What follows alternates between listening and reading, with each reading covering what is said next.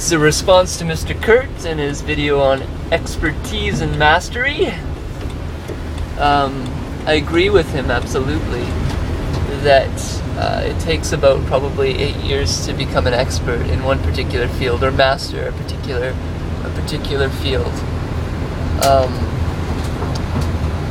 And then like to be sort of a master of life in a sense. That's not quite the right wording, but you know, roughly speaking, to be SC-MOR-ART.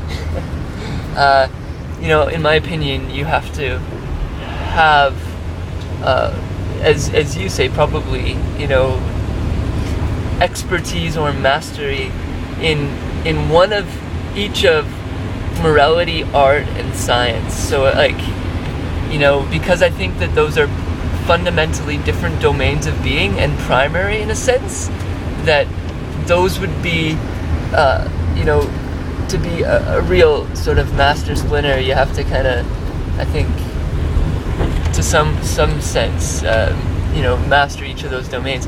Now, like, I think you can have surface level mastery, that is like, you know, in your day-to-day life, you take into account those primary modes of life, you know? You don't exclude, you know, your morality when you're doing interactions, typically. Nor do you lose your scientific objectivism when you're speaking with people. And nor do you lose your integrity. So, like, in my mind, like a healthy sort of yellow in spiral dynamics would be, you know, sort of a surface level mastery.